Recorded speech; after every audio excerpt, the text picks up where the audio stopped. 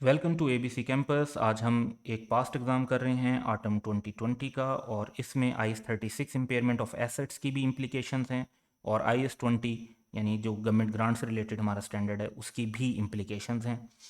तो इसका टाइटल है Indus pharma limited on 1 July 2014। Indus pharma limited received a government grant of ₹280 million to set up a plant in an underdeveloped rural area. The grant is repayable in full, यानी पूरे के पूरे पैसे वापस करने पड़ेंगे if the conditions attached to the grant are not met for a period of 5 years from the date of commencement of the production. तो 5 साल के लिए आपने कंडीशंस पूरी करनी है। At the inception, it was highly probable that IPL would comply with the condition for the required period. तो highly probable था कि कंडीशंस पूरी हो जाएंगी तो ग्रांट को रिकग्नाइज भी कर लिया गया होगा और उसको ओवर द पीरियड रिकग्नाइज कर रहे होंगे प्रॉफिट और लॉस में। IPL incurred total cost of ₹630 million on plant, and it started production on 1st January 2015. Useful life of the plant was estimated at 7 years. तो अब बेशक जो कंडीशंस हैं वो 5 years के लिए हैं। जब ग्रांट रिलेटेड टू एसेट होती है तो उसको रिकग्नाइज किया जाता है the same way the asset is being depreciated. तो हम 5 years को बेस नहीं बना रहे होंगे, हम 7 years को ही बेस बना रहे होंगे प्रॉपर्टी प्लांट इक्विपमेंट की डेप्रिसिएशन के लिए भी और ग्रांट की अमोर्टाइजेशन के लिए भी। सो ये 1 जनवरी 2015 को स्टार्ट हुआ useful life of the plant. IPL deducted government grant in arriving at the carrying amount of the asset. तो आईएस 20 में जो दो मेथड ऑफ प्रेजेंटेशन है, एक में आप सेपरेट ग्रांट अकाउंट बना के रिकॉर्ड करते हैं डेफर्ड ग्रांट अकाउंट, और एक में आप एसेट की कॉस्ट में से लेस कर देते हैं। तो इन्होंने एसेट की कॉस्ट में से लेस किया है। In January 2019, so exactly we can see that this is 4 years later, IPL showed its inability to comply with the conditions attached to the grants. तो 4 साल हो गया, 5th year लास्ट ईयर था conditions पूरा करने का, लेकिन वो कंडीशंस पूरी नहीं कर रहे थे। To the grant and regulatory authority issued a notice to IPL for repayment of the grant in full. Accordingly, the grant was repaid by IPL. तो नोटिस मिला कि जी ग्रांट फिर वापस कर दें, और उन्होंने वापस कर दी। In view of repayment of the grant, IPL carried out an impairment review of the plan.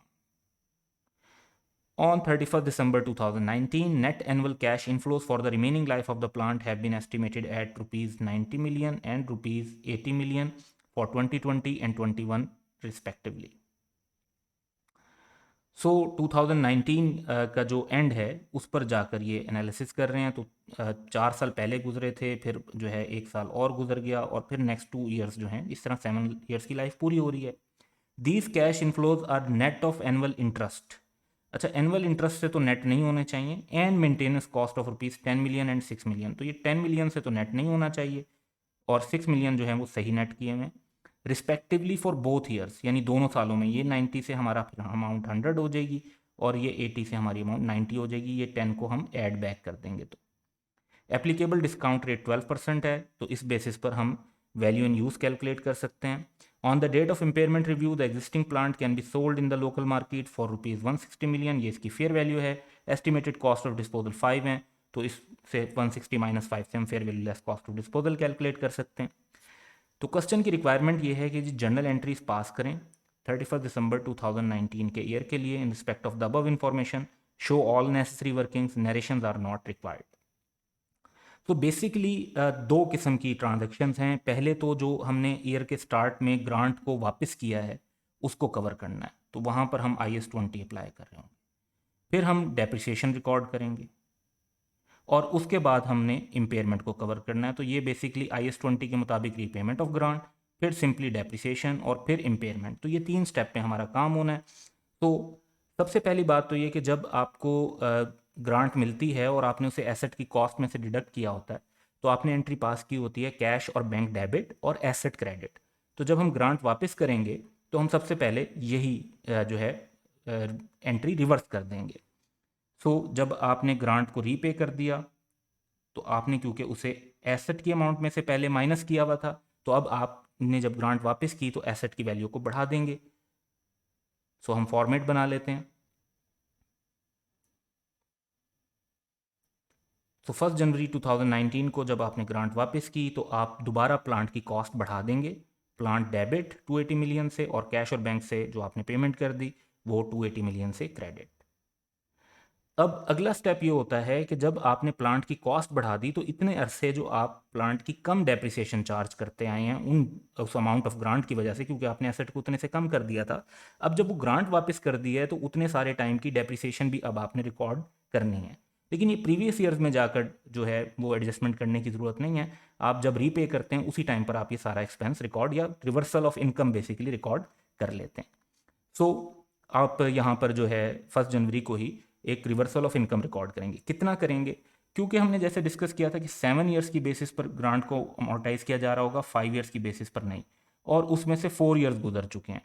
तो जो अब तक उस पर लेस डेप्रिसिएशन चार्ज हुई है वो 7 ईयर्स की बेसिस पर 4 ईयर्स की हुई है। तो आपने एक्सपेंस रिकॉर्ड करना है, या तो आप डेप्रिसिएशन एक्सपेंस रिकॉर्ड कर लें या डेप्रिसिएशन एक्सपेंस की जगह आप रिवर्सल ऑफ इनकम भी रिकॉर्ड कर सकते हैं। और ये होगा 280 डिवाइड बाय 7, क्योंकि 7 ईयर्स की यूजफुल लाइफ और 4 ईयर्स गुजर चुके थे तो आपने इतनी बेसिकली कम डेप्रिसिएशन रिकॉर्ड की हुई थी। ये डेप्रिसिएशन आप रिकॉर्ड करेंगे, दैट इज 160, और इतने से एक्यूमुलेटेड डेप्रिसिएशन को बढ़ा देंगे। तो ये हमारी ग्रांट से रिलेटेड एंट्रीज हो जाएंगी। तो जब ग्रांट से रिलेटेड एंट्रीज हो जाती हैं तो फिर इंपेयरमेंट जो है वो ईयर एंड पर हो रही है। लेकिन इंपेयरमेंट से पहले जो हमारा स्टेप होता है वो होता है कि ईयर एंड की कैरिंग अमाउंट पता चले। ईयर एंड की कैरिंग अमाउंट जो है वो हमें पता चलती है जब हम डेप्रिसिएशन चार्ज कर लेते हैं। तो एसेट की जो टोटल कॉस्ट है वो 630 मिलियन है, और जब आप ग्रांट सारी वापस कर चुके हैं तो एसेट अब 630 मिलियन की कॉस्ट पर ही बेसिकली रिफ्लेक्ट हो रहा है। तो इसी बेसिस पर हम इसकी डेप्रिसिएशन चार्ज करेंगे। 630 डिवाइड बाई 7 ईयर्स की यूजफुल लाइफ, क्योंकि इसी हिसाब से डेप्रिसिएशन चार्ज हो रही थी, और एक्यूमुलेटेड डेप्रिसिएशन क्रेडिट हो जाएगी, तो 90 की अमाउंट बनती है, ये हम रिकॉर्ड कर लेंगे। अब इम्पेयरमेंट की बारी आती है तो हमें वर्किंग बनानी पड़ेगी, जिसके अंदर हमें जो है वैल्यू इन यूज़ का डाटा भी दिया हुआ है और फिर fair value less cost to sell का डाटा भी दिया हुआ है। तो इसको एक सेपरेट वर्किंग के अंदर हम क्रिएट कर लेते हैं और फिर एंट्री पास कर लेंगे। सो सबसे पहले तो हम वैल्यू न्यूज़ बनाते हैं। तो 2019 के एंड पर जब हम हैं तो 2020 के अंदर हमें 90 मिलियन के ये कैश इनफ्लोज होंगे, और 10 मिलियन की जो इंटरेस्ट कॉस्ट लेस की हुई है, ये जो मेंटेनेंस कॉस्ट है ये तो ठीक है, जो इंटरेस्ट कॉस्ट है वो लेस नहीं करनी चाहिए थी, तो इसलिए हम 90 + 10 करके पूरे 100 के कैश फ्लोज लेंगे। अच्छा, डिस्काउंटिंग जो है 1.12 के हिसाब से 1.12 आफ्टर 1 ईयर, तो ये हमारे पास डिस्काउंट फैक्टर आ जाएगा 0.8929 का। तो जब आप 100 को इससे मल्टीप्लाई करेंगे तो आपके पास प्रेजेंट वैल्यू आ जाएगी अबाउट 89 मिलियन। अच्छा, इसी तरीके से जो नेक्स्ट ईयर है 2021, उसमें 80 मिलियन की अमाउंट है, और वंस अगेन क्योंकि ये दोनों सालों के लिए 10 मिलियन का इंटरेस्ट लेस हुआ था तो इसमें भी हम 10 का इंटरेस्ट ऐड बैक करेंगे। 90 की वैल्यू आ जाएगी, उसे मल्टीप्लाई करेंगे डिस्काउंट फैक्टर से। अब हमारा डिस्काउंट फैक्टर, क्योंकि ये 2 साल बाद कैश फ्लोज आने, तो 1.12 रेस टू पावर -2, तो ये हमारे पास आ जाएगा 0.7972, और इससे हमारे पास जो है तकरीबन 72 मिलियन की जो है अमाउंट आ जाएगी प्रेजेंट वैल्यू टर्म्स में। तो टोटल जो हमारे पास प्रेजेंट वैल्यू आएगी दैट इज़ 161, और यही हमारी वैल्यू इन यूज़ है। उसके बाद क्वेश्चन में बताया हुआ है कि 160 मिलियन का आप प्लांट सेल कर सकते हैं और 5 मिलियन की कॉस्ट लगेगी डिस्पोजल की। तो fair value less cost of disposal 160 - 5 155 की हैं। अब इनमें से, इन दोनों में से जो हायर अमाउंट है वो वैल्यू इन यूज़ वाली है, तो इसको हम रिकवरेबल अमाउंट कंसीडर करेंगे 161। कैरिंग अमाउंट जो है वो अब हमें चाहिए ताकि हम इम्पेयरमेंट लॉस कैलकुलेट कर सकें। तो एसेट 630 मिलियन का है, ये इसकी कॉस्ट गिवन है, और इस पर अब तक 5 ईयर्स की डेप्रिसिएशन चार्ज हो चुकी होगी, 4 साल की पहले 2015 से 2019, और फिर हमने 2019 की भी डेप्रिसिएशन चार्ज की है। तो 630 divide by 7 into 5 years, accumulated depreciation 450 की आ जाएगी, और हमारे पास नेट वैल्यू आ जाएगी 180 की। तो यही 180 की वैल्यू जो है हमें यहाँ पे मेंशन कर देनी है कैरिंग अमाउंट में। तो कैरिंग अमाउंट ज़्यादा है रिकवरेबल अमाउंट से, कैरिंग अमाउंट एक्सीड कर रही है, so there is impairment loss. कितने का इम्पेयरमेंट लॉस है? 19 मिलियन का इम्पेयरमेंट लॉस है। तो ये जो 19 मिलियन का हमारे पास इम्पेयरमेंट लॉस आ गया, अब इसकी जर्नल एंट्री हमने रिकॉर्ड कर देनी है, और इसकी जर्नल एंट्री बड़ी स्ट्रेट फॉरवर्ड होगी। तो ये एंट्री हम ईयर एंड पर जब हमने इम्पेयरमेंट टेस्टिंग की तो इम्पेयरमेंट लॉस डेबिट और एक्यूमुलेटेड इम्पेयरमेंट लॉस क्रेडिट। तो ये हमारे क्वेश्चन की जो रिक्वायरमेंट्स हैं वो इस तरीके से कंप्लीट हो जाएंगे। That's all for today. Have a good day.